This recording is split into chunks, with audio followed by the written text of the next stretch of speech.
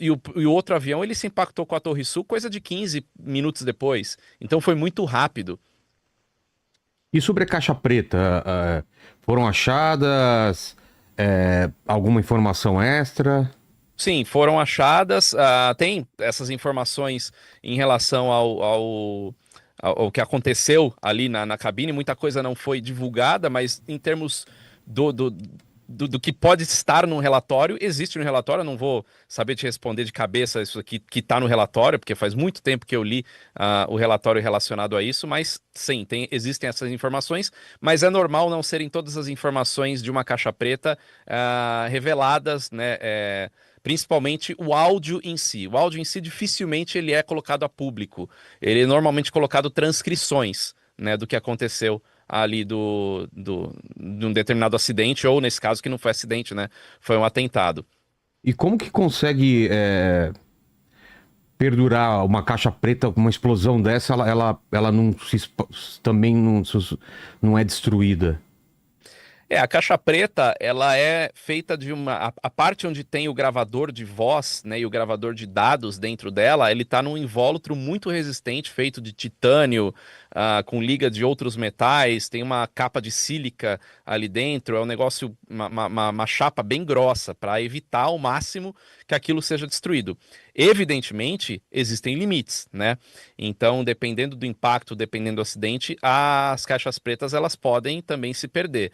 Mas, por exemplo, no caso do impacto com o Pentágono, as caixas pretas ficam na cauda do avião, né? E a cauda do avião, apesar de ter, né, também sido destruída, o impacto maior fica na frente do avião, no nariz, assim como aconteceu nos aviões em Nova York. Então, ela é feita de uma forma que resista ao máximo temperatura, ela pode resistir até 90 dias, por exemplo, embaixo da água, ela tem um sistema que aciona um alerta, né? Para poder ser encontrada mais facilmente quando cai embaixo da água, coisas desse tipo. Por exemplo, as caixas pretas do avião da Air France, o 447 que caiu no Atlântico em 2009, demorou alguns anos para serem encontradas, mas foram encontradas, né? E tinha lá os dados preservados. Então, é para isso. Eu já vi caixa preta, até lá no próprio CENIPA, onde eles fazem investigação aqui no Brasil, eu já vi caixa preta muito danificada, né? Até que toda a tinta laranja dela queimou. É uma tinta para aguentar, resistir a fogo, né? A incêndio de altas proporções. Mas umas que eu vi lá ficou na cor do metal. E mesmo que atualmente, por exemplo, se o chip de gravação de dados ou de voz que tem lá dentro, que basicamente é um cartão de memória, se isso é danificado, os investigadores também têm a condição de reparar ao máximo possível de forma física, através de equipamentos e microscópio, ressoldar partes do chip, aquilo que é possível fazer.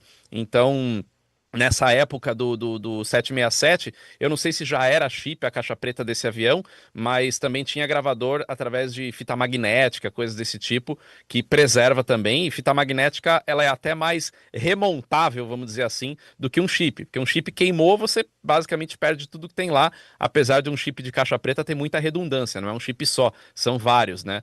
Mas uma fita magnética, você pode recortar ela e colar com durex que você toca alguma parte do que tem ali. Pois é. Duas perguntas que você já deve ter escutado muitas vezes caixa preta não é preta, certo? Não, é preta, é laranja, sim. É. Segunda, se a caixa preta é indestrutível quase, por que não fazem um avião com o mesmo material da caixa preta? Já deve ter ouvido falar sobre isso Muitas também. vezes. Sim, bom, por que que a caixa preta não é preta, é laranja, né? Porque o laranja é uma cor muito rara na natureza, você dificilmente encontra algo na natureza laranja, e ela é diferente de qualquer cor de sistemas fixos no avião. Evidentemente, existem companhias aéreas de cor laranja, a Gol no Brasil, EasyJet na Europa e outras por aí, mas aí é a questão de pintura da fuselagem. Dentro do avião, em termos de sistemas, nada no avião que é fixo é laranja. Tudo que é laranja ou é caixa preta, né? Ou são sistemas que vão ser removidos depois de um determinado teste, de algum ensaio em voo, né? Isso é padrão da aviação.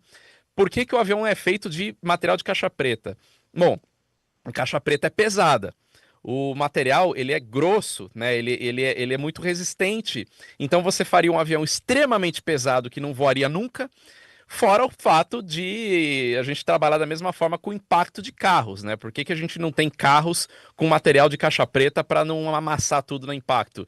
Justamente porque ele deve amassar. E o avião é a mesma coisa, ele tem uma estrutura que amassa, não seguindo a mesma premissa do carro, mas ele é uma casquinha de ovo, o avião, porque ele tem que ter uma resistência grande, ele tem que ter resistência em certos impactos, mas ao mesmo tempo ele tem que ser leve para fazer o avião voar. Então seria completamente inviável em termos de estrutura, em termos de aerodinâmica, não haveria nenhuma asa, nenhum motor de avião que suportaria um voo de um avião feito toda de caixa preta, e em pequenos impactos ao solo também não ia adiantar nada, porque aí o avião ia ficar intacto, mas as pessoas todas lá dentro iam sofrer com a inércia da mesma forma que as pessoas sofriam em acidentes de carros fabricados nos anos 30, anos 40, que tinha aquela chapa grossa, a pessoa batia o carro e morria dentro e o carro não fazia nada, É. né? Por conta desse impacto de inércia mesmo, né? Não, A- a- a- você vê carro Pode falar. antigo